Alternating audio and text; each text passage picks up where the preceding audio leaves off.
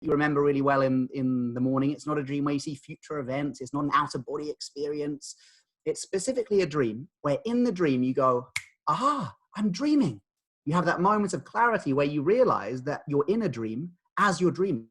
So you don't wake up, you're still asleep, you're still dreaming, but you know that you're dreaming. Just a quick show of hands on the camera. Has anyone had this experience, a lucid dream before? Okay, let's go to the next couple of pages.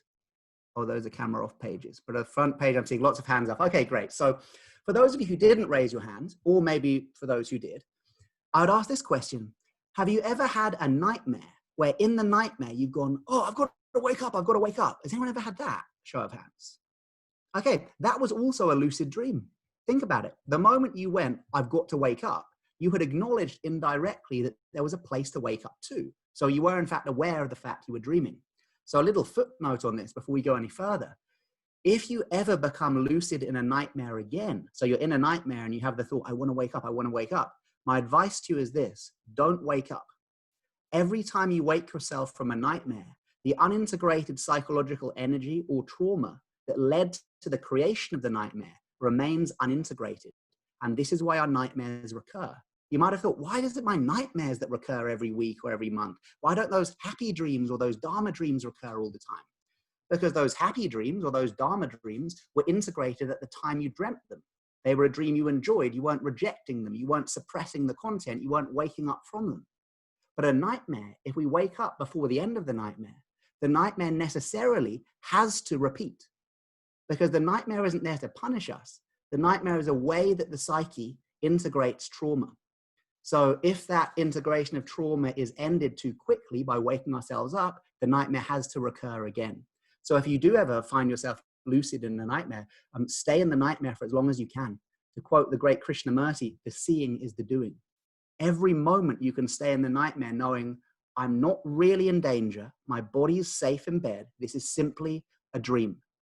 Every moment you stay in that realization is a moment of integration. Anyway, that's a different talk. That's a nightmare talk. So we know what a lucid dream is. It's a dream where in the dream, you have the moment of, aha, I'm dreaming. Once that happens, you are now, to use psychological terms, you are now conscious within the unconscious mind. Sorry, I've got a puppy behind me. So if you hear strange noises, it's the puppy. Waffles, shush, shush. The puppy is much like my mind, overexcitable and noisy. So once you are lucid, you are conscious within the unconscious mind. If that sounds a little bit like hypnotherapy, it should. You know, if we only had 30 seconds and I was trying to explain to you the benefits of lucid dreaming, I would say they're similar to the benefits of hypnotherapy. In the same way as a hypnotherapist takes a strand of the conscious mind, brings it down into the subconscious mind, and then plants suggestions of healing intent, such as, I live a healthy life free of the addiction of cigarettes or whatever it might be. In a lucid dream, exactly the same process is occurring. You're taking a strand of the conscious mind down not only into the subconscious, but into the depths of the unconscious mind, simply because you can't get more unconscious than asleep. So the depth to which you can go in a lucid dream is actually far deeper than the depth you can go in hypnotherapy. However, hypnotherapy is much more accessible. Lucid dreaming takes some practice and skill to learn. But once you are in a lucid dream, anything you can work with through hypnotherapy, you can also work with through lucid dreaming. So the psychological benefits are things like integration of trauma, working on confidence, working with kind of negative thought programming, patterning, addictions. These are the kind of psychological aspects that you can work with through lucid dreaming. And it was those aspects that led me to be working with the military and with the veterans. As simple as the case, a lot of veterans are coming back from Iraq and Afghanistan with really terrible nightmares. If they can learn the art of lucid dreaming and know that they're not really back in Iraq, they're having a dream that they're back in Iraq, that in itself can have a powerful deconditioning effect on the mind, allowing the trauma, the PTSD, the post-traumatic stress disorder to be integrated at a much quicker rate. So we know what lucid dreaming is. From a Western scientific point of view, it is absolutely validated. It was first proven in 1975 at Hull University in the UK. So this has actually been a scientifically verified fact for decades now. And yet there are still some people who think, oh, lucid dreaming, is it real? Is it not? Absolutely, it's real. Then in 2010, 2011, there were some more studies that they did at Harvard University. And when those studies came out, everyone was like, okay, this is the real deal. We now know this is real. And the way they did that was they managed to get someone to have a lucid dream inside a brain scanner. Now, if anyone's been in a brain scanner, they're ironically very noisy places because they have this magnet spinning around the edge. They put me in one once to see if I'd changed my brain through meditation, and I hadn't. I'm sure I probably completely messed up their study, and they found I'd done nothing to my brain, but they wanted to check.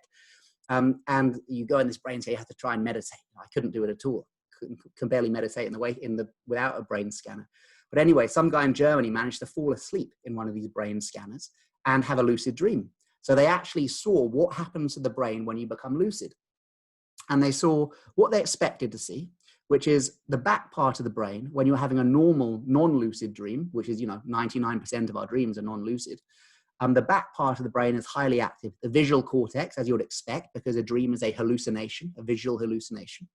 And the occipital lobe and the brain stem. So the back parts of the brain really active. The front part of the brain, the prefrontal cortex, which is where the scientists believe your sense of agency, your sense of self-awareness, your sense of the me, my, I program. In fact, if you look at the Buddhist terminology, maybe even your sense of your ego mind seems to be around the front of the brain, the prefrontal cortex. And that part of the brain has very little blood flow during non-lucid dreams. This is why your dreams are so crazy. This is why you can dream you're a child if you're an adult, or a woman, you're a man, or you're dreaming that you live in different countries, or you're dreaming fantastical things, because your sense of self is either offline or greatly diminished. Once you become lucid and you have that moment of, oh, I am having a lucid dream, the I am program, the ego mind comes back online. So they expected that when someone became lucid, the front part of the brain would light up. And that's exactly what happened. So now we have neurological proof that lucid dreaming is for real. And that helped with a lot of the research studies and working with veterans, because of course the military need to know this is real.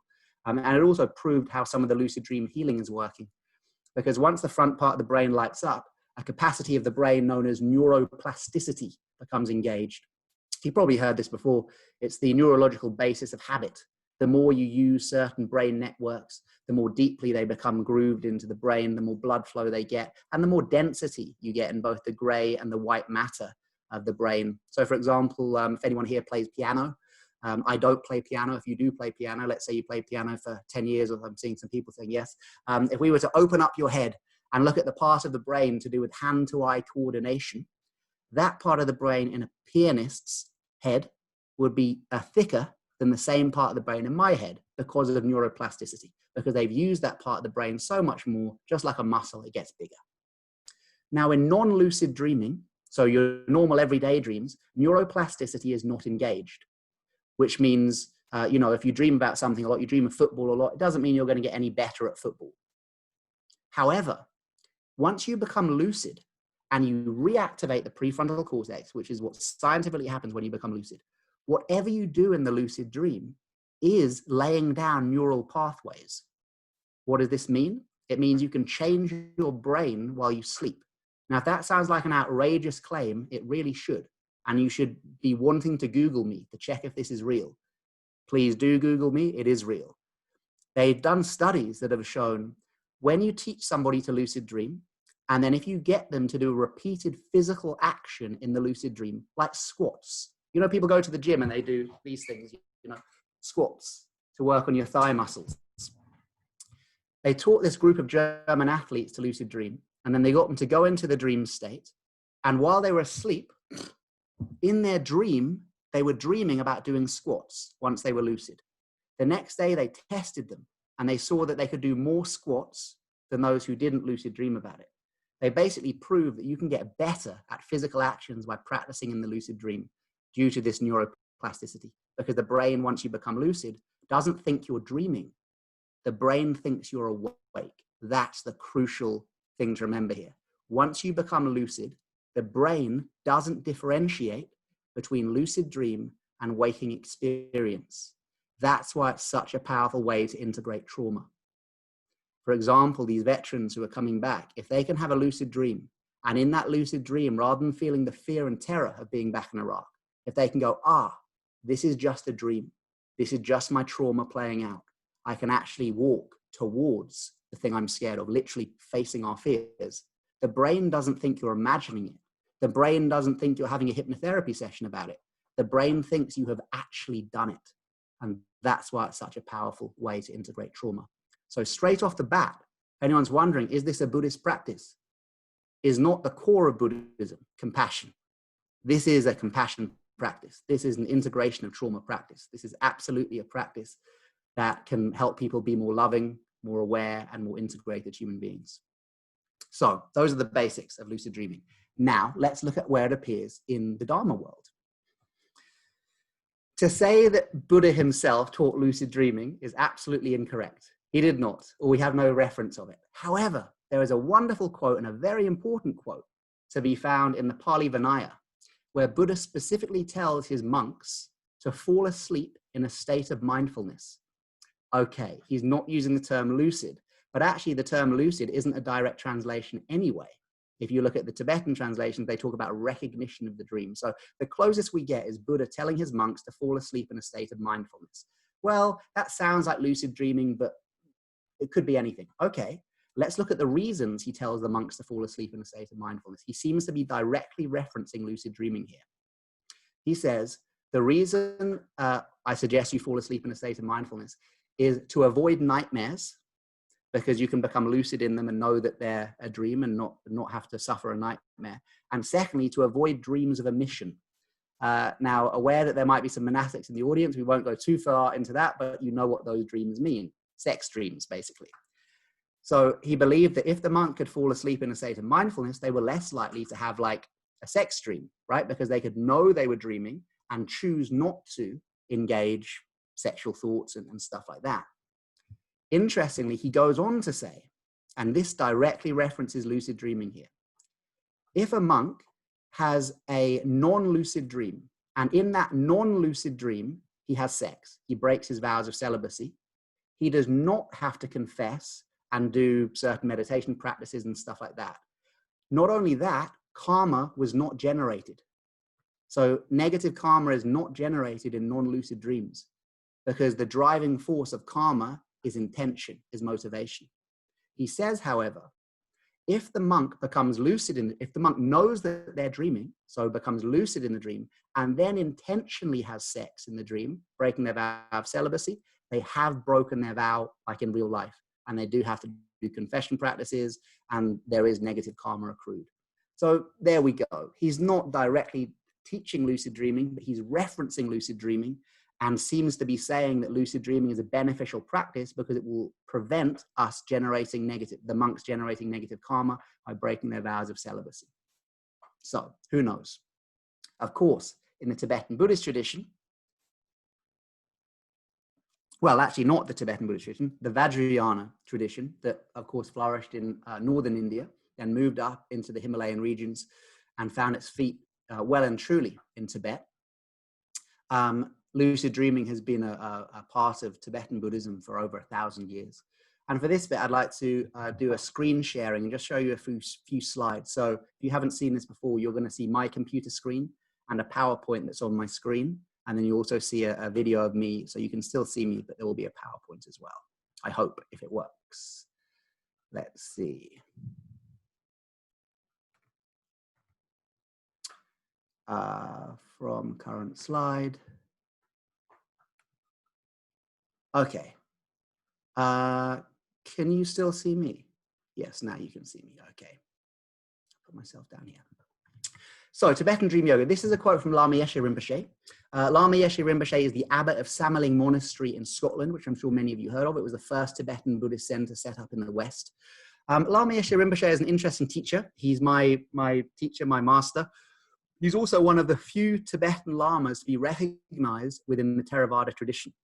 And in fact, he's received one of the highest accolades in the Theravada tradition. My Pali is terrible, so I'll do the translation, which is World Illustrious Teacher.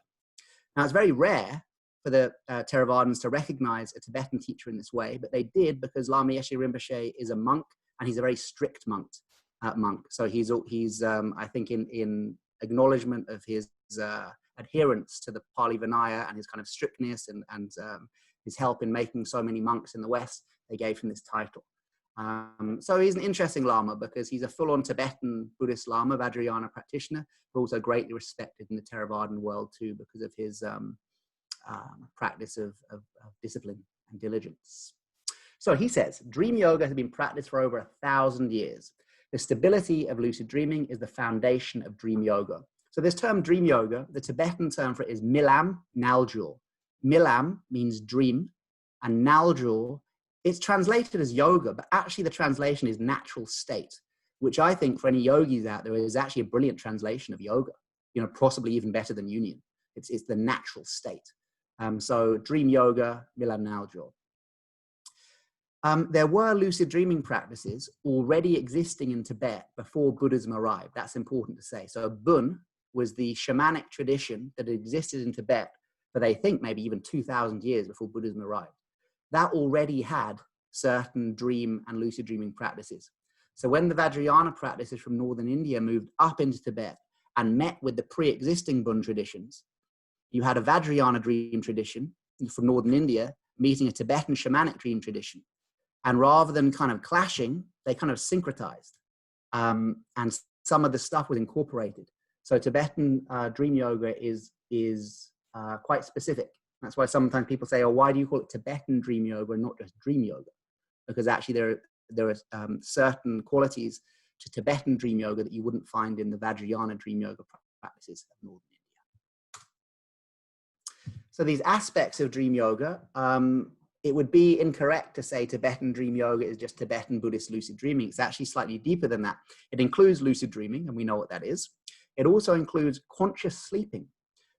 So this would be, if you know the Yoga Nidra tradition of the Hindu, of the Vedas, practices similar to Yoga Nidra, but also the ability to gain conscious lucidity within deep sleep. Now that isn't recognized by Western science at the moment, but apparently there is a research study going on in America with certain American Buddhist practitioners trying to see if they can prove that too. So it would be being conscious not only in our dreams, but conscious in the non-dreaming sleep states as well. You might have experienced this. Have you ever heard yourself snoring? If you have ever heard yourself snoring, you are actually conscious sleeping, because snoring is an automatic action associated with sleep. You can't fake it. So if you were snoring and you were thinking to yourself, wait, is that me snoring? Oh, that's me snoring. You were conscious and asleep at the same time. So the conscious sleeping practices are similar to that, although obviously you don't use snoring, but you do use certain breathing methods to get there. And the third aspect of dream yoga, which is the most kind of far out for a Westerner, is what in the West we refer to as astral projection or out-of-body experience. Now that isn't validated by Western science yet. Although if you look at the near-death research, I think it will only be 5 or 10 years until we do get some validation of that possibility. So the benefits of dream yoga, why is lucid dreaming taught within Vajrayana Tibetan Buddhism? The first aspect is spiritual practice while we sleep. This one is very logical. We sleep for a third of our lives.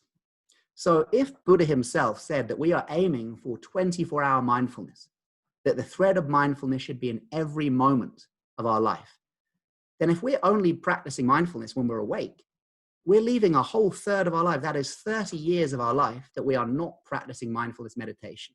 We are not able to practice metta. We are not able to practice what the Buddha taught. So the Tibetans were like, well, we need to design a practice that allows us to keep meditating during sleep. That makes perfect sense. Well, not just the Tibetans, but the Buddhists believe that. So to do your spiritual practice while you sleep is the main benefit. So that when you sleep, you don't just black out into non-lucidity, you can maintain consciousness, and then you can get an extra third of your life, an extra 30 years of meditation, essentially. Because you can be doing the conscious sleeping practices in non-REM sleep, and you can be doing the lucid dreaming practices in REM sleep. So allowing you to do 24-hour spiritual practice. The second main benefit is preparation for death and dying. Now this does get pretty far out pretty quickly. You do get reference to the bardo state from Buddha himself, but you don't really get reference to what happens in it. The bardo is a Tibetan word, which means place in between. And within the Tibetan tradition, it's believed that when you die and before you're reborn, there's an intermediate space. And this intermediate space is said to be dreamlike and hallucinatory. So when we dream, our mind flips inwardly. and we experience the projections of our own personal psychology. We know that. Our dreams are made up of our personal fears. You know, you want to know who you're secretly in love with? Look at your dreams. You want to know what trauma you've got which is still unintegrated? Look at your dreams. You want to know what person at work has really peed you off? Look at your dreams. They'll reveal our internal psychology. When we die, a similar thing is said to happen. The mind flips inwardly. But rather than just experiencing your personal mind at that time, you experience the totality of the mind's projections. So it's said to be this intense hallucinatory experience that the mind enters into before it's reborn into its next incarnation. And because that space is dreamlike and hallucinatory, it's believed that most people's experience of the death and dying state will parallel their dream experience. Essentially, I mean, Lama Yeshe said this. You want to know what will happen at death? Look at what happens at sleep. If you dream unconsciously, you will die unconsciously. Same. That's what he says. So it's believed that if you can train yourself to master the art of lucid dreaming, becoming conscious within your dreams, then when you die and you experience the dream-like, not an actual dream, but dream-like hallucinations of the death and dying state, the same skill set that you have practiced in your life, lucid dreaming, can be directly applied to death. So you'll be able to die consciously.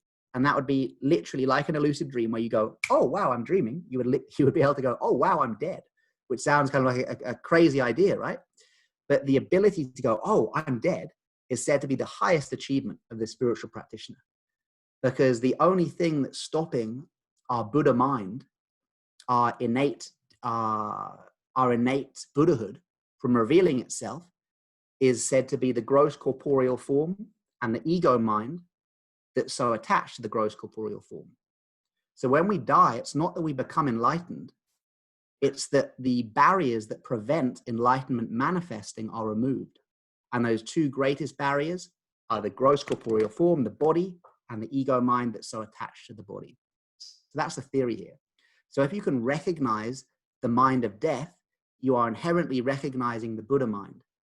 And that can open up possibilities of full enlightenment at the time of death, apparently. It's said also that a lucid dream gives you a taste of awakening.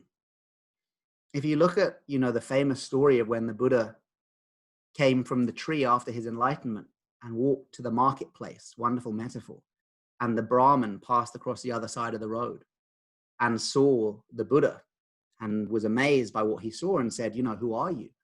Are you a god? Are you an angel? Are you a magician? Finally, are you a man? And to all of those, Buddha said no. And then the Brahmin said, who are you? No, sorry, what are you? And Buddha replied, I'm awake. So again, important to know, Buddha was not a god, he was not an angel, he was not a magician, but he wasn't just a man either. He was a person who in human form recognized the full wakefulness and went from the sleep of separateness to the awakening of non-separateness, from the sleep of duality to the awakening of non-duality, etc., etc. It's said that when we have a lucid dream, we have a tiny, tiny, tiny, tiny taste of what the Buddha had when he reached full enlightenment. And this makes sense. Think about it. When you're in a non-lucid dream, you believe that the dream is outside you. You believe that the people in the dreams are separate from you. You believe that the dream has dualistic, objective existence. Once you become lucid, you go, oh, actually, this is all a three-dimensional projection of my own mind. All those people who I thought existed, I now know are actually dream characters. They're part of my own mind. What I thought was dualistically existing is in fact a non-dual projection of my dreaming mind. I'm now connected to everything in the dream. Everything in the dream is me. So it's said that parallels a tiny, tiny taste of what the Buddha had when he awakened. So the theory is if you can have enough of those, like hundreds of those, hundreds or thousands of lucid dreams, drop by drop, like drops filling a bucket, eventually those might overflow into an experience of awakening in the waking state.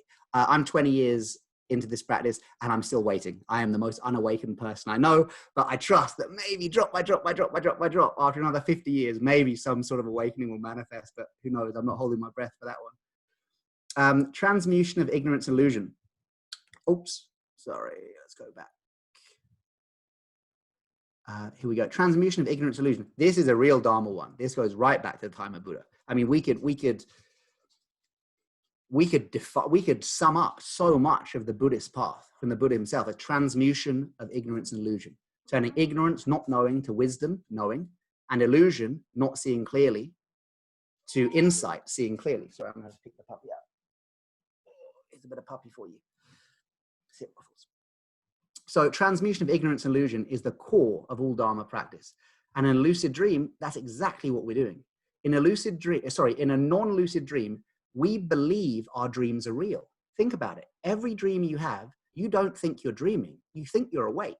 It's only when the alarm goes off in the morning and you go, oh, what a crazy dream I had. I really thought that was real. So non-lucid dreams are within the Buddhist tradition known as dreams of ignorance. That doesn't mean, you know, that they're kind of stupid. It just means, well, the definition of ignorance in Buddhist terminology, of course, is not knowing what really is. So non-lucid dreams are dreams where we don't know what really is. Once we become lucid, we directly transmute not knowing into knowing, and knowing is wisdom. So every time you have a lucid dream, you're transmuting ignorance into wisdom. And of course, illusion. Right back to the time of Buddha, this is all about illusion, right? We believe this illusion of samsara. In a non-lucid dream, we believe the illusion created by our mind is real. Once we become lucid, boom, we break that illusion and we see, oh, it's actually just a dream. I really bought into, I was duped by that illusion. But once I became lucid, I'm no longer duped by that illusion. I have seen clearly. So ignorance has transformed into wisdom, and illusion has transformed into insight, into clear seeing. Exploration of emptiness. Well, I'm way out of my depth here talking about shunyata and emptiness, but it seems like Buddha was saying that what we believe to, what we think of as an externally existing objective reality is actually more like a dreamlike illusion that is co-created by the collective delusion of humankind. You know, we are creating this. You know, he said this life is like a dream, like a bubble, like a dream, like a magician's illusion. For me, that is very hard to understand because I'm here and I touch my microphone, it feels solid. I touch my table, it feels solid. I touch the puppy, it feels separate from me. I cannot understand shunyata at all. This seems solid, existing reality. However, in a lucid dream, once you become lucid, you can walk around and touch stuff. And if you touch a table in the lucid dream, it will make that sound and it will feel exactly like that. If I see my puppy in a lucid dream, I can touch her fur and it will feel just like that. And she'll feel warm just like she does now. Lucid dreams show us how the mind can create and sustain illusion to a very, very high level. But once we are lucid, we know that the dream itself is empty of inherent existence. If we're lucid, we know the dream isn't real. We know it is empty of inherent existence. So it's said that lucid dreaming is a really good way to explore what Buddha called in the Heart Sutra, form, emptiness, emptiness, form. A lucid dream is one of the best ways to explore form emptiness because you can touch things in a lucid dream. You can, you know, touch the table. It has form. But you know, wait, I'm asleep in bed. This is all a hallucination created by my mind. So this table is empty of inherent existence. In the lucid dream, you can look out and go, oh, I know that none of this exists. It's empty. But then I touch it and it's solid. It has form. Form, emptiness, emptiness, form. So a lucid dream is said to be a very visceral way to give people an experience of what Buddha was talking about in the Heart Sutra. And then the final one, this gets really far out. Again, this is real Harry Potter land here. The ability to receive teachings from other realms. It's believed that through not so much the lucid dreaming, but through the outer body experience, you can project your consciousness out to receive teachings from other places in the world, like kind of an outer body experience, or from other realms of existence. So the ability to actually go to, you know, Dewa Chen or what's the, you know, the different realms where the different Buddhas live, and you can go there and receive teachings. Again, I don't know, that's what they say. So it's believed in the Vajrayana tradition that one moment of spiritual practice in a lucid dream is equivalent to 1 week of spiritual practice in the waking state. Now that's a pretty bold statement there, but it's said to be. Now, that was Namkhe Norbu Rinpoche who said that. He died a couple of years ago. Until he died, he was without doubt the greatest living, the foremost dream yoga master alive today. Brilliant scholar of not only Tibetan history and literature, but also of Tibetan Buddhism. Now, that's an outrageous claim, that one moment of spiritual practice in lucid dream is equivalent to 1 week of spiritual practice. I don't think we should take it directly, literally. I don't know how they do the maths on this. You know, how long is your 1 week retreat? How many hours a day? Are we including weekends, et cetera, et cetera? But he seems to be saying this is a very powerful place to do your practice. And if you break it down, it makes sense. When we do our meditation practice in the daytime, we're in the conscious mind. We're in this state of delusion. And we're meditating to bring ourselves into a state of insight. However, in the lucid dream state, you are already in a state of meditation. You're already in a state of insight. You've already broken through the delusion of form. You're already in an awareness of form, emptiness, emptiness, form. So if while you're in that awareness of form, emptiness, emptiness, form, you then do your meditation practice, and I mean literally in the lucid dream. So, oh, I'm dreaming. So my body is asleep in bed. This is all a hallucination of my mind. I'm going to choose to do my practice. So sit down on the floor or just stand up, whatever. Go straight into your practice. And whatever. It could be mindfulness of breath, could be metta bhavana, you know, whatever it is. You do your practice in the lucid dream. That is a very, very powerful place to do practice because you're inside your mind. It's like you're already in the place you're trying to get to. You're meditating within a state of meditation, which leads to a kind of an upward spiral of energy. Again, with all this stuff, and of course, the quote Buddha, don't believe me, test it yourself. You can test this. If you have, next time you have a lucid dream, meditate in the lucid dream. And many people find it is literally a mind-blowing experience. I can barely hold meditation there for 5 seconds. It's so intense. It feels like your kind of head's exploding. It's a very, very powerful experience. So I'd say just try it, you know, see if it works for you. As we mentioned, preparation for death and dying. So this quote from Lama Yeshe, if you can remember to recognize the dream consistently, then death means nothing to you because you can recognize the death bardo, that intermediate space after death, as a dream, and then you can be with Buddha. But when he says here, recognize consistently, Lama Yeshe Rinpoche has done 11 years solo isolated meditation retreats. So when he says consistently, he means more than a couple of lucid dreams after a workshop with Charlie. He means a lifetime of practice, a full, consistent lucid dreaming practice. Then yes, at the point of death, it is possible to recognize. You go, a taste of awakening, I'm awake, Buddha. And that's all I've got for you today. But I'd like to leave on that. Live kindly and dream lucidly. I think that's good advice for us all. Let me check the time. Ah, perfect. Okay, that is about an hour and 45 minutes later. I'll just do a few more things to wrap up, and then I'll open up some questions. So lucid dreaming is found not only within the Buddhist tradition, but actually in other traditions as well. And I think that's important because when you see a practice arising in multiple traditions, literally on separate continents, you know there's got to be something to it. So we find lucid dreaming practice emerging, you find lucid dreaming practice in the Sufi tradition of mystic Islam. In fact, some of the lucid dreaming practices within Sufism are so close to the Tibetan practices that many anthropologists believe there was cross-pollination, that the yogis were talking to each other. And if you look at the time it was flourishing, Islamic Sufism and Vajrayana Buddhism, very, you know, these countries, Afghanistan, the Swat Valley, what's now Pakistan, there was absolutely interchange. So within the Sufi tradition, you have lucid dreaming practices. If you're interested in that, there's a book by Richard Hamilton, who is the head of the Sufi Order UK. He's written a book called, I believe it's called Dreaming Awake. Yeah, it's very close to my book title. I know that's why I forget it. My book's called Dreams of Awakening. His is called Dreaming Awake or Awakening Through Dreaming, something like that. But if you're interested in the Sufi practices, that's there. You also find lucid dreaming practice appear in the Mexican tradition, called the Toltec Mexica tradition. Again, it's about 1,000 years old, so it's flourishing about the same time as Buddhism made its way up into Tibet. And they have a long tradition of lucid dreaming practice that goes on to this day. They even have a chakra system. Very interesting. And I kind of first encountered, oh, wow, how come the Mexicans have a chakra system? I thought that was just found in the Vedas and the Indian tradition. And the Mexican teacher said, but Mexicans have the same bodies as Indians. You don't think we would have found the same points of energy, the same chakras? And I thought, oh God, my ignorance, of course.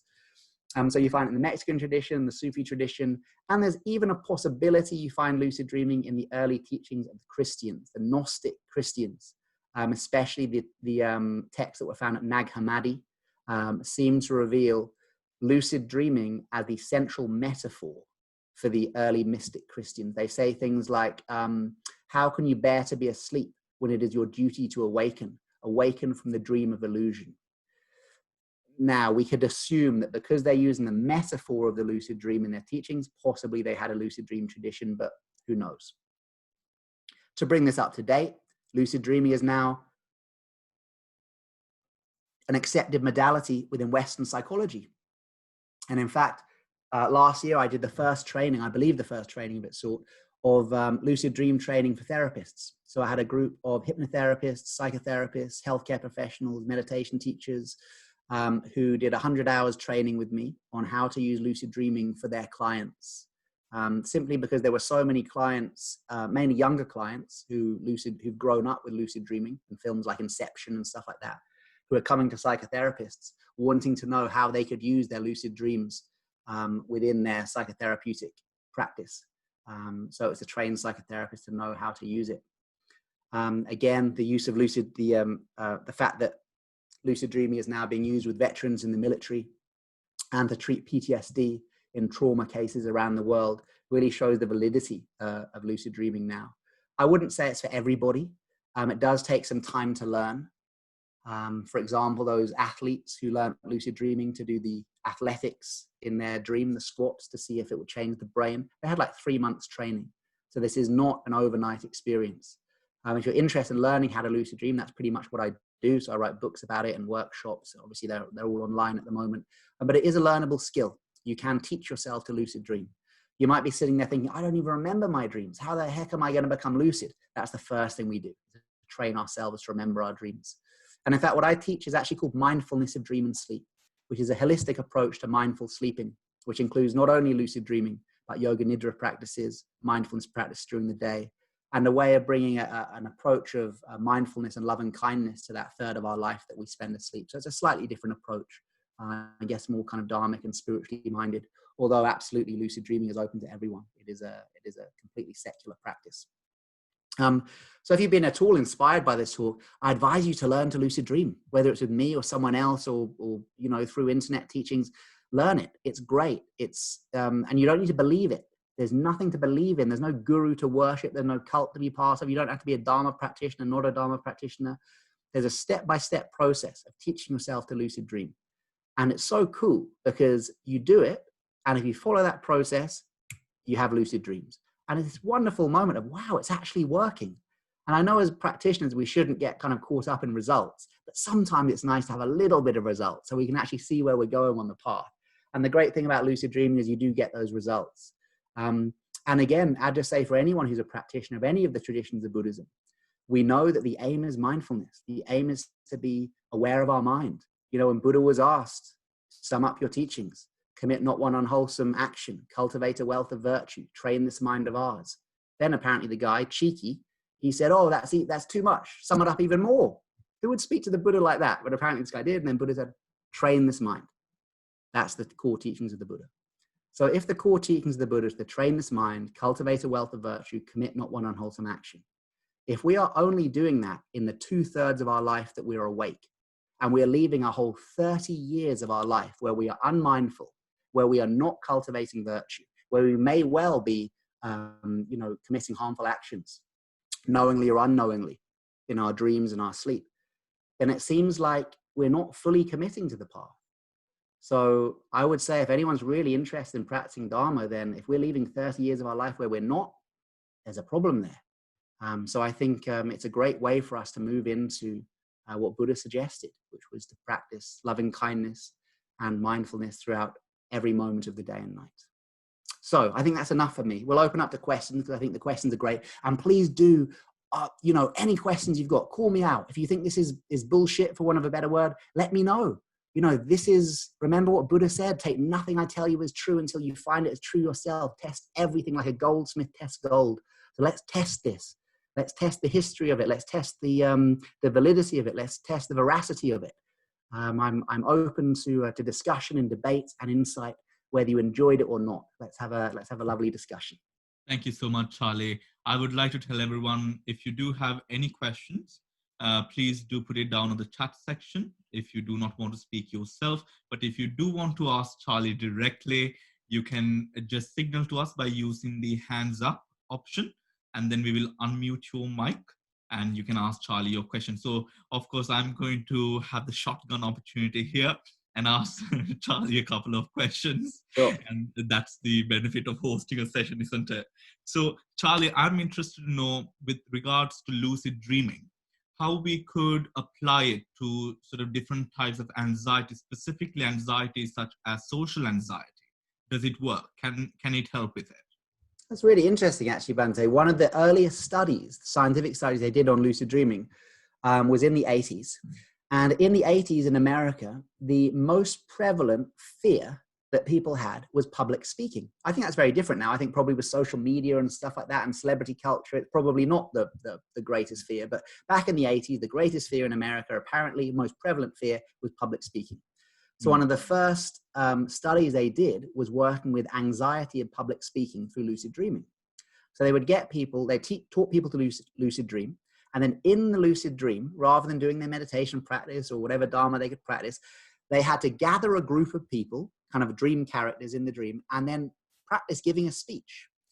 And many people said it was so realistic, they still felt their anxiety because the lucid dream felt so real, and the people were reacting just as they would. Oh, why isn't he? Come on, go. Why aren't you starting? Why don't you know your lines? They were reacting just as they would. They were kind of reflecting the fears of the people. But that it was allowing people, once they could do this, not only to have a rehearsal, but almost like a virtual reality simulation in the way that virtual reality is being used now in psychotherapy. Actually, very interesting studies they're doing with Google, where they're using virtual reality in psychotherapy to kind of practice for integration of trauma, that they could use their lucid dreams to practice public speaking, and it led to a marked diminishing in their fear of public speaking. So yes, right from the off, back in the 80s, lucid dreaming has been used as a treatment, if you like, for social anxiety. More recently, a few years ago, I met a man who came to one of my courses, and he, what is the name of the condition? I can't remember. I guess maybe it was a form of OCD, but he didn't like touching people. He was scared of germs, didn't like shaking people's hands, stuff like that. And he said, oh, I know what I'm going to do. I'm going to get lucid. And then because the lucid dream is like hypnotherapy, I'm going to call out to the dream, I get rid of my OCD. I get rid of my OCD. And I was like, oh, no, don't do that. Don't do that. We don't want to kind of push things away. We want to integrate. We don't want to kind of pathologize our condition. He said, well, what would you do then? And I said, why don't you do what you're scared to do in the waking state? Maybe that would reduce the anxiety. And he said, what do you mean? I said, well, when you get lucid, why don't you just walk around the lucid dream, shaking people's hands and touching them, knowing that they don't exist and that you don't exist. So there's no germs, form, emptiness, form. So, oh yeah, because I could shake someone's hand in the lucid dream, but I'm not really shaking their hand. It's a dream hand shaking another dream hand. I said, yeah. So he tried this, and again, very unscientific, but he tried this in a few lucid dreams. He said that greatly helped reduce his social anxiety around, touching people's hands and germ phobia and stuff like that. So yes, it absolutely can. I think also it's a great confidence boosting tool, because there are people there who think, some people say, oh, I've got no imagination, I'm not creative. And I say, tell me a dream, any dream, lucid or not lucid, tell me a dream. Oh, I had a dream once. I was walking down the street in London. I said, okay, you created that street in London. You were the director. You were the set designer. You were the costume maker. You were playing every part in that dream. You tell me a dream and I'll show you an infinitely creative individual.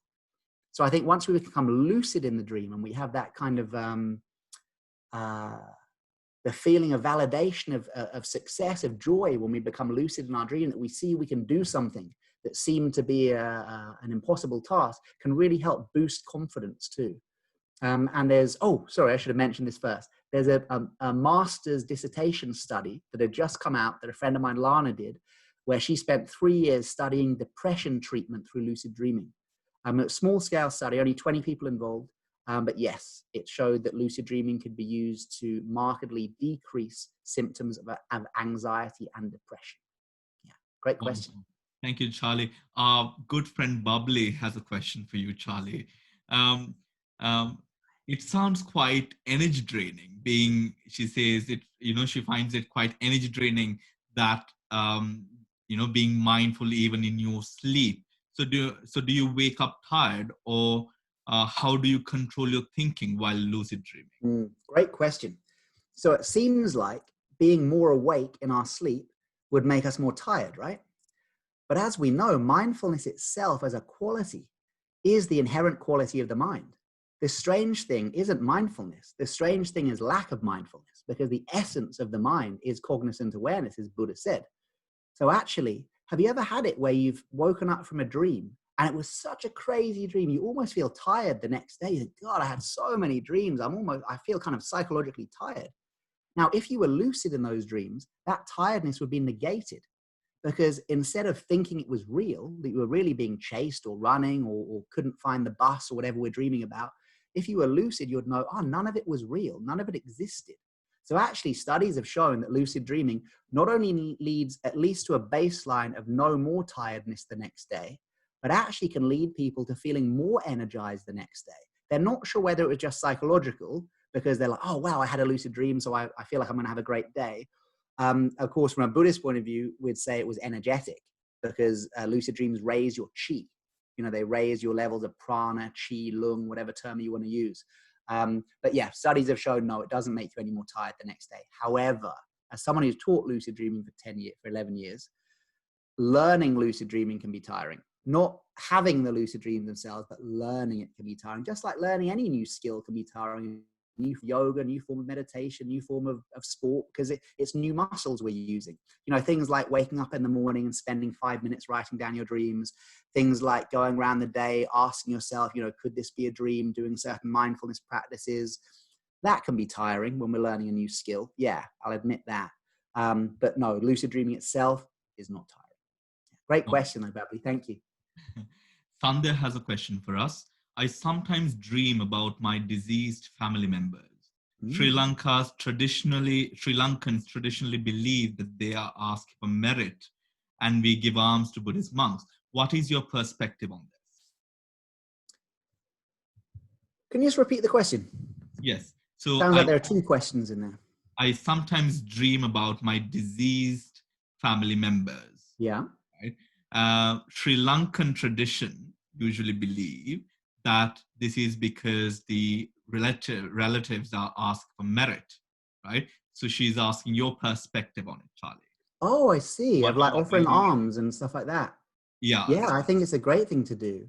I mean, I think, whether you believe in it from a Buddhist point of view about generation of merit and, exhaustion of negative karma and stuff, I don't think it's a great thing to do to support spiritual practitioners. Why do you think that people do see their deceased family members? Okay. As far as that, so if we're talking about kind of, possibly seeing future events or psychic capacity through the dreams, that could be interesting. Yeah, I personally believe in that. I know that in lucid dreaming, the Tibetan tradition says that in a lucid dream, you have 7 times the power of consciousness. So you have kind of 700% more mind power in a lucid dream. So it said when you're lucid, kind of psychic capacity, precognitive capacity and stuff like that is boosted greatly. But even in non-lucid dreams, I've heard way too many examples of people having dreams about family members dying and then the family member actually dies, or dreams of, that someone's coming to visit and then the next day they do come to visit, from too many people who I trust to think that it's random or that it's impossible. How it works, I have no idea.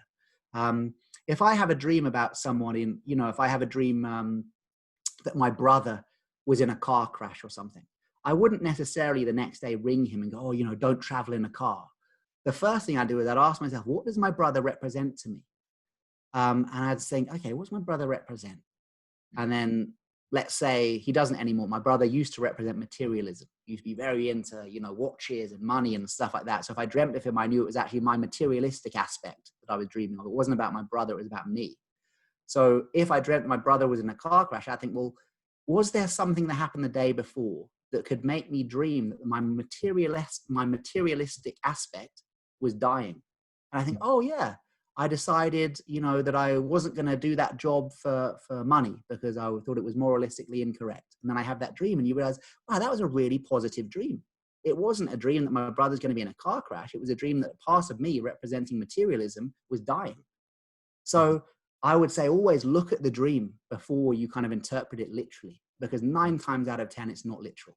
However, if I had night after night dreams of my brother being in a car crash, 1 dream, 2 dreams, 3 dreams, 2 dreams a night of him being in a car crash, okay, then I'm going to take the message and give him a call and just say, look, I have no idea if you believe in this, but I keep on having these dreams you're in a car crash, man. Just be careful, put your seatbelt on. That's what I would do. Yeah, who knows? There's no way to prove it, is there? So rather safe than sorry, I guess, but we don't want to freak people out every time we have a dream about them. And again, 9 times out of 10, it's about what they represent to you, rather than, so, you know, in that dream where your family member was diseased, my first point of call would be say, well, what does that family member represent to me? Maybe they represent, you know, whatever they represent. And is that aspect within me diseased at the moment? And then possibly you can have, oh, wow, that makes sense to me. Yeah. Great question. Thanks, Charlie. Vidya has a question for you, Charlie. I don't normally remember dreams. Then how do I make it lucid? Okay, so the first step of lucid dreaming is to remember your dreams. Let's do a technique for that now. So at least you go back with something. First thing to know is that everybody dreams. This is a scientific fact. There is no way to stop yourself dreaming. If you sleep 8 hours a night, you spend about 2.5 hours of those dreaming. You work in 90-minute to 100-minute sleep cycles, and every one of those sleep cycles has a period of dreaming.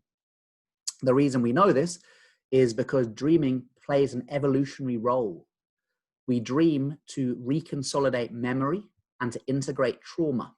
If you stop somebody dreaming for 2, 3, 4 days, they have a massive decrease in memory. They almost start exhibiting kind of Alzheimer's-like symptoms, as in the memory gets completely shot. And they've done this with mice, where they teach mice to find cheese in a maze. And then that night, they stop half of the mice dreaming. Now you might think, how do you stop a mouse dreaming? Well, they've got, you can watch videos of this, the mice have these little EEG brain scanners on, and every time they see the mouse is about to dream, they poke them so they can't dream. And they found that if you stop a mouse dreaming, the next day it can't remember the cheese in the maze. So they thought, oh wow, just as we thought, dreaming is linked to memory reconsolidation. They did the same test on humans and saw that was true as well. In fact, the CIA even used sleep torture in Guantanamo Bay, and they were specifically targeting dreams.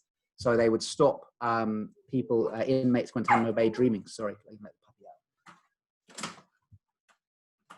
And if you stopped somebody dreaming for 3 or 4 nights, they would move into psychosis very quickly, because of course memory is linked to our sense of who we are.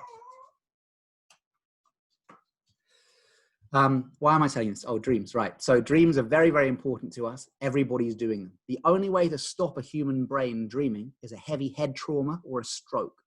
So if you have had a heavy head trauma or a stroke, maybe for about 3 months afterwards, your dreams will be affected. You may not be dreaming, in fact, or you'll be dreaming in a slightly different way.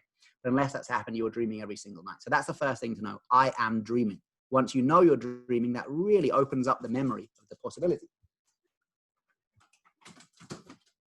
The next thing is, if I'm dreaming every night, why don't I remember them? Well, very simply, when did you last try to remember your dreams? And often people say, oh, but I don't dream, so of course I don't try to remember. And I say, well, now you know you do dream, why not try and remember? And it can be really as simple as that. It could be tonight, just that you've heard me say this, you'll start to remember your dreams already. So very simply, before you go to bed tonight, sit on the edge of your bed, remember this conversation and think, okay, so I'm definitely dreaming tonight, so I want to remember them. I want to see if this guy is telling the truth. So I'm going to set my intention. I really want to remember my dreams tonight. That can be enough. About 60 to 70% of people will remember a dream the next day just by having that intention. However, the technique that I think is much better and that I use on retreats will boost that to kind of 80, 90%. When you fall asleep at night, you pass through a state called the hypnagogic state. This is actually stage 1 of sleep. It's what you experience in yoga nidra and shamanic journey. It's where your eyes are closed. You're feeling really drowsy. You can still hear sounds in the room. You can still feel your body in the bed. So you haven't blacked out yet, but you're falling asleep. It's basically the process of falling asleep. And the hypnagogic state, as you can see from the word hypnagogic, is a natural state of hypnosis. And if you look at the brain of someone in the hypnagogic state, the brain starts to exhibit alpha waves and theta waves, which are exactly the brain waves of hypnosis. So you're in a naturally suggestible state, a natural state of hypnosis as you fall asleep. So essentially, we're going to implant a hypnotic suggestion as we fall asleep. So as you're falling asleep tonight, your eyes are closed, you're lying in bed, you're feeling really drowsy. I want you to repeat over and over in your mind, tonight I remember my dreams. I have excellent dream recall.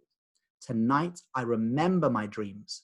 I have excellent dream recall. The Tibetans would say 21 times if you can. How to count 21? You might have some prayer beads, a mala, but you've got fingers if you haven't got a prayer bead. So count up to 10 again, and 1 for luck. In your mind, or kind of just under your breath, 21 times. If you do that, very high chance the next morning you're going to remember your dreams. But as soon as you wake up, don't reach for your phone and start checking Facebook. As soon as you wake up, think, where was I? How am I feeling? What was I doing? What was I dreaming about?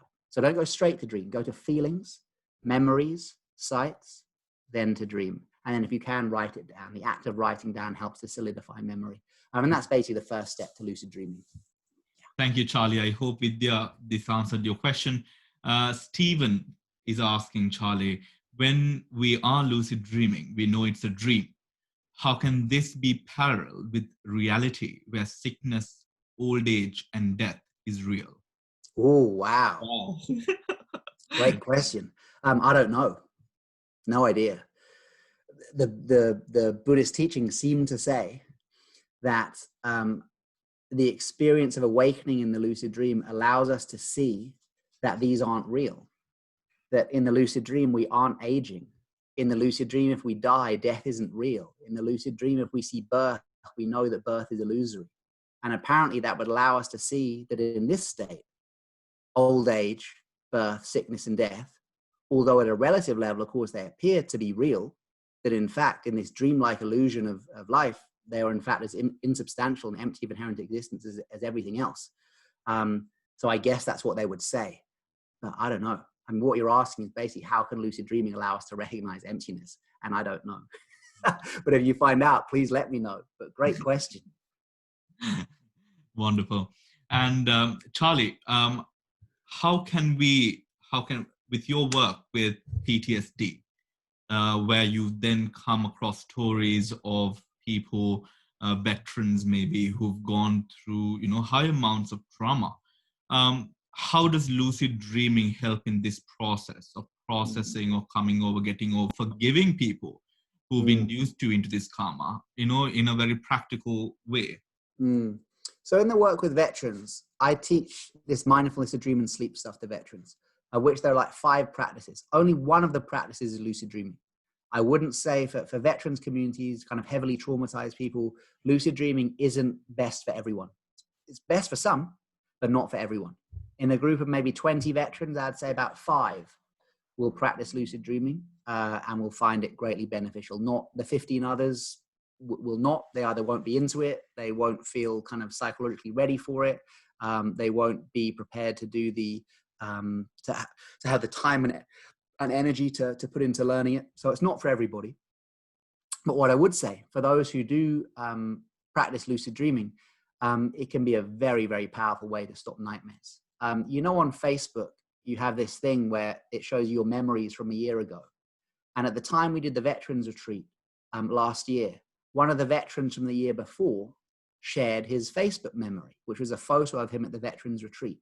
And with that memory, he said, 1 year later, and still no more nightmares. Now that veteran had come to the retreat having 4 or 5 nightmares a week. He learned the practices, lucid dreaming especially. And by the time a couple of weeks after the retreat, he was experiencing no more nightmares. And a year later was still not having nightmares. So for some, it really is a powerful, powerful intervention for PTSD. But what I found is for the other veterans who maybe don't practice lucid dreaming, just awareness of sleep, awareness of how we spend that third of our life, what I call normalization of sleep, is a really powerful way of integrating trauma. So I'm doing a 6-week course at the moment with a group of veterans. Well, it's about 50 people on the course. 30 of them are veterans and serving military personnel, and then 20 are civilians. And of those 20 civilians, about 10 are working with trauma and PTSD. And in week 1, we don't even mention lucid dreaming. We just spend a whole week on learning how sleep works, learning about the hypnagogic state, learning about nightmares, learning about dreams, learning about sleep cycles, and crucially learning how stress and trauma can affect those sleep cycles, so that by the end of the session, people know, okay, I'm normal. It is totally normal if you've experienced trauma to have flashbacks when you first close your eyes at sleep. But nobody knows this, and crucially, GPs don't know this. I have full, absolute respect for general practitioner doctors. But I know my stepsister has just completed her medical training after 6 years training.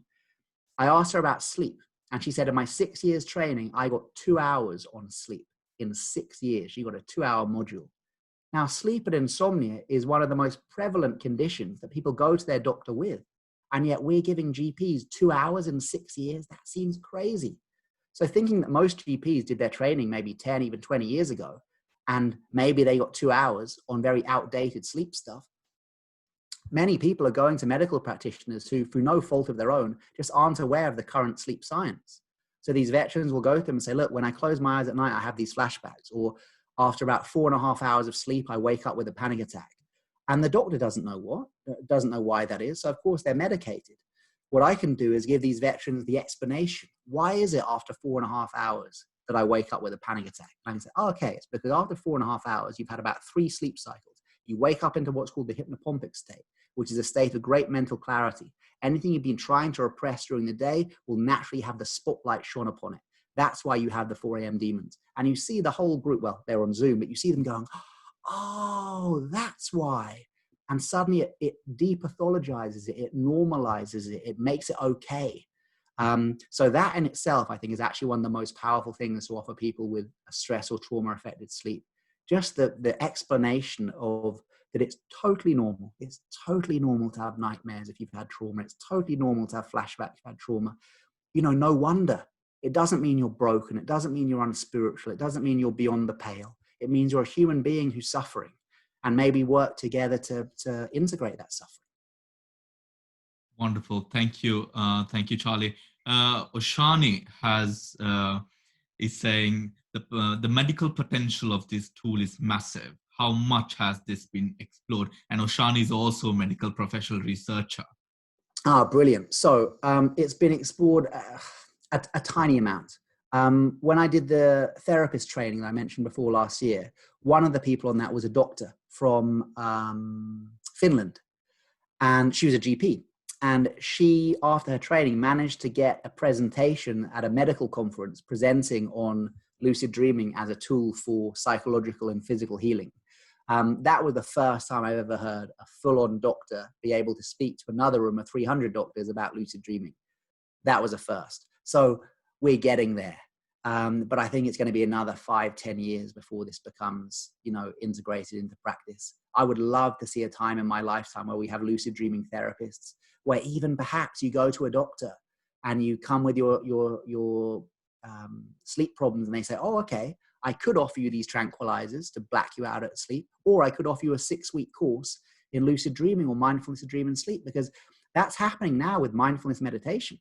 In some areas of the NHS, you will be offered either meds or a course in mindfulness-based CBT, not full on mindfulness, but at least mindfulness-based cognitive behavioral therapy. So I believe there could be a time that you are offered lucid dream or mindfulness of dream and sleep training in favor of tranquilizers and often highly addictive medicines that people are being offered, but we're a long way off. But please, if you are a medical practitioner and any of this stuff resonates, look into it deeper. Come and do a workshop with me. Share it with your colleagues. I think we need a sea change, because the science is in. When I gave that talk at the MOD last year, I thought, God, 10 years ago, the thought of talking about lucid dreaming at the Ministry of Defense was laughable. No way it would have happened. I thought, look what's happened in the last 10 years. So it is changing, but very slowly, too slowly, I believe. And if you're a medical practitioner, please join me in trying to change that and sharing this stuff. Wonderful. Well, Shani, that's good news for you, darling. Well, now, Charlie, if we come to this time that we are in, people all around the world, we are all working from home. we find it very difficult to switch off from work because we are working from home. As a sleep expert on lucid dreaming and shadow integration, what points would you give all of us who have trouble switching off and, you know, getting a good night's rest? Mm-hmm. Okay, brilliant. So let's look at some general kind of sleep hygiene stuff. A lot of this stuff I'm sure you'll know already, but it doesn't hurt to hear it again. The classic one that a lot of people know about now is blue spectrum light. Your phone gives off blue spectrum light. It doesn't look blue. People often say, oh, but I can see the light isn't blue. It won't look blue. The spectrum of the light is blue. iPads are the worst for this. They give a really strong blue spectrum light. Your laptop screen, iPads, phones, televisions to a certain extent, but usually you're so far from the television, it's not going to affect you. A blue spectrum light boosts the production of serotonin, which is like the wakefulness chemical, and reduces the production of melatonin, which is the sleepiness chemical. Melatonin doesn't actually make you, it's not so much that it makes you sleepy. I'm wrong in saying that. Melatonin is a neurochemical that tells your circadian rhythms, now's the time to sleep. So it kind of tells the body now's the time to sleep. If you're looking at blue spectrum light, your body is being told now is the time to be awake, not now is the time to go to sleep.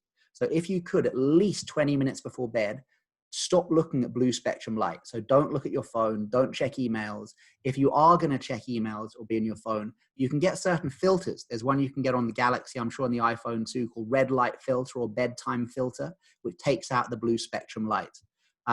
That's good, but you're still stimulated by the phone itself. You know, scrolling through Facebook, answering emails, these are stimulating activities. These are fight or flight activities. These are not parasympathetic rest and digest activities. So I would say if you want to switch off properly, just don't look at your phone for at least 20 minutes before bed.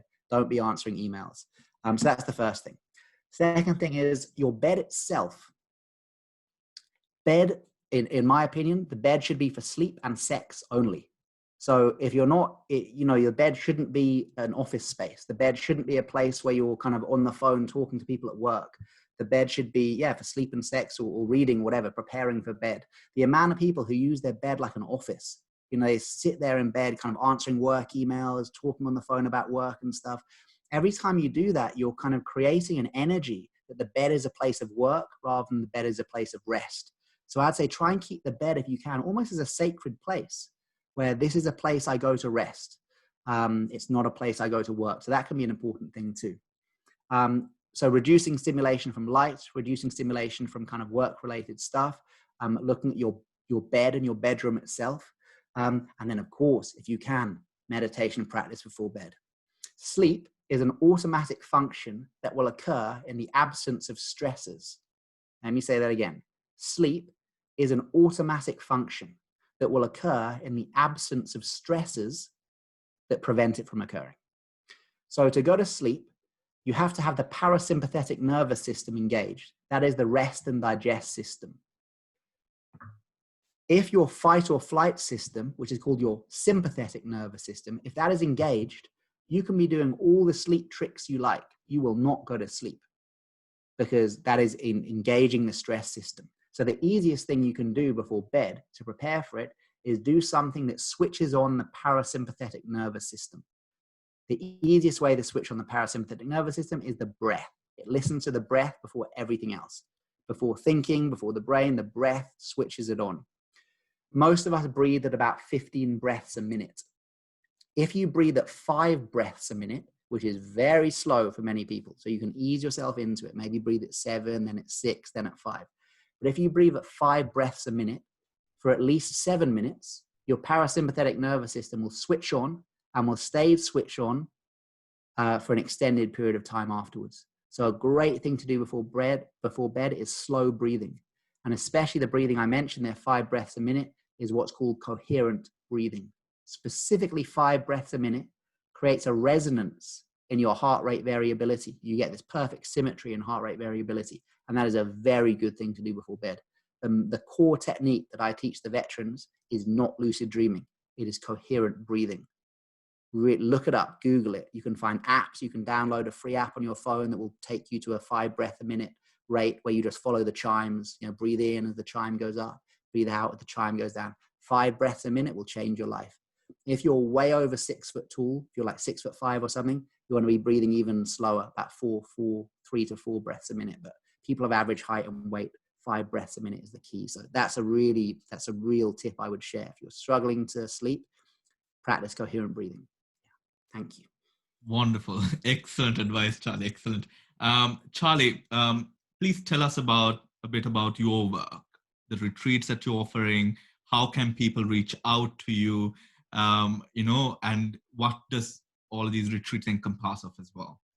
Sure. So obviously before the world went into lockdown, I had a full schedule all the way up to November of all these different retreats and touring about the world and stuff. And obviously that's all stopped now. But usually my main kind of flagship offering is the lucid dreaming retreats, which are 4 days. It's a bit like kind of a lucid dreaming intensive, where during the day you're learning lucid dreaming techniques, meditation, yogic practices, yoga nidra, this kind of stuff. And then the real action happens at night. People sleep in their bedrooms from 10:30. Well, it's optional, but from 10:30 to 3:30, you sleep in your bedroom. Then at 3:30, if you choose to, you wake yourself up, you move to the shrine room where there's a sacred sleeping area and you have bed number 2. So you have 2 beds on my retreats. And you get into your bed number 2, and then I guide you into the sleep state. And then wake you about an hour and a half later, very gently bring you back out. We write down our dreams, do the lucid dreaming practices, and drop back into sleep. And you do that about 3 or 4 times a night. Now, for some of you, that'll sound like a nightmare. I know my wife hates that. She's like, why do people do that at your retreats? They don't. About 2/3 of them choose to do it. 1/3 choose to stay asleep in their bed, and that's totally fine. The reason we do that is because if you fall asleep once and wake up once, you got 1 chance at getting lucid. If some crazy guy like me wakes you 4 times, you've just quadrupled your chances of having a lucid dream. And I wake you at very specific times that won't make you feel tired the next day. I make sure you get your deep sleep before we start doing it. It's all kind of scientifically approved and all that kind of stuff. So those are what I usually do. About once a month, I'll do one of those retreats in a different country. But obviously those have all stopped. So I've now found an online version of that. So at the moment, I'm doing 6-week online courses and then online lucid dreaming retreats, where during the day, we have about 6 hours a day on Zoom, 3 2-hour sessions where I'm teaching lucid dreaming. And then at the night time, obviously, how am I going to do the wake ups at night? You do them yourself, you set your own alarm, and then I have YouTube videos of me going, oh, hey guys, it's 3 o'clock in the morning. Okay, I want you to do this breathing exercise and then fall asleep. And then you wake up an hour and a half later, you click the YouTube video and it's me saying, oh, it's 5:30 in the morning. Well done. Write down your dreams, fall asleep doing this breathing technique. So I've kind of found a way to make it online. It's not perfect. It's not exactly the same, but it's a good impression of the retreats, and people seem to be enjoying those too. And it's just so cool to be able to reach more people, because rather than having like 30 people on a retreat, you can have 100 people on the retreat from 12 different countries. The last one, we had people from Nepal, from Thailand, from America. It was really, really cool. So the next one of those is August the 21st, I think, that weekend of August the 21st. There's a 6-week Mindfulness of Dream and Sleep course that I'm running at the moment. That one's for the veterans and people with stress and trauma affected sleep. That's actually not too late to join. If you did want to join that, you could. You'll just need to make sure you watch the recording of last week. After the 2nd week, it will cut, and then there's no space for anybody new. But yeah, if you go to my website, all the online stuff is there. Oh, but the next thing I've got next week is really cool. It's a free event, runs for 4 days. It's the first time I've ever done it. It's called the Lucid Dreaming Online Summit. And it's me interviewing 21 experts, medical doctors, philosophers, shamans, Buddhist lamas, meditation teachers about lucid dreaming. It's for those 4 days, it's free, and then you can buy it if you want, but basically it's free for those days. Some really, really good interviews, particularly good interview with a medical doctor about how lucid dreaming can be used to treat physical ailments. Basically, through the power of the placebo, lucid dreaming can be used to treat physical conditions. And he gives the kind of medical explanation of how that works. That's a really strong one. And there's also in that a interview where I interview my teacher, Lama Yeshe, and you'll see me looking very nervous as I'm doing so.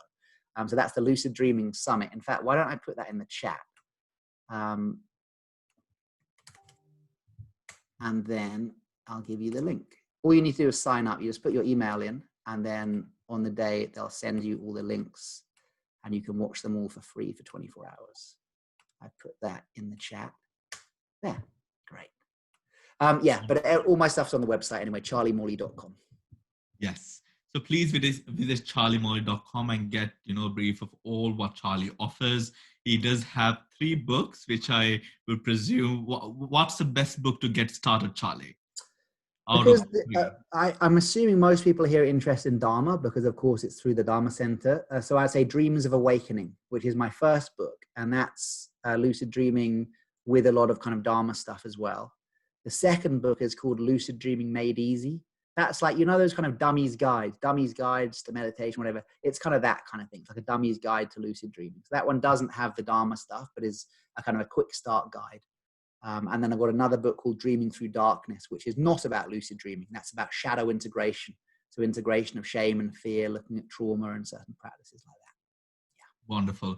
Thank you so much, Charlie. Thank you so much for taking up my invitation and out of your busy schedule. Charlie is very difficult to catch. I was trying to speak to him for 3 days. We kept on rescheduling.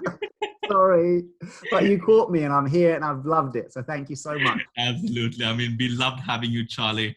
And so for all of you, I know that many of you were sort of concerned, why is the Dhamma Center hosting something about dreaming?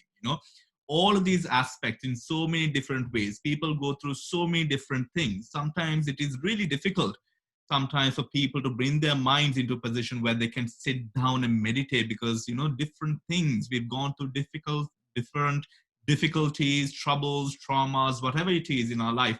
So we have to get the best out of wherever that we could possibly get the best out of. So the Dhamma Center, at the Dhamma Center, we try to bring together the gems of teachings from different traditions, and Charlie's lucid dreaming has connections to Tibetan Buddhism, and Charlie himself is a prolific speaker and he's just a wonderful guy. So I'm sure if any one of you chooses to go on retreat with Charlie, I'm sure you'll enjoy it. And Bubbly did ask, do we get special rates for your online retreats? Probably for Bubbly. For Bubbly, anything. Actually, worth saying though, I'm actually joking aside, the 6-week course I'm running at the moment is free for veterans on serving personnel. So if you do know any veteran of the military or serving personnel of the military who'd be interested in that 6-week Mindfulness of Dream and Sleep course, then please do put them in touch, because that is free for those people. Yeah. Absolutely. So thank you very much, Charlie. On behalf of the whole congregation, I would like to thank you very much for your time. We wish you all the very best. You're becoming busier and busier. We wish you all the success, and I wish that you would be able to do everything that you so desire to with your teachings. So thank you very much. And for all of you, we have talks coming up, very interesting talks like this coming up. So if you have not subscribed to the Dhamma Center, visit the dhammacenter.uk and subscribe, and you will get all the information that you require. This talk will be going up on our Facebook page as well as our YouTube page if you do want to revisit it. So all of Charlie's links and all of the links to Charlie's books will also be available with the video. So thank you very much, everyone. Take care and have a wonderful day.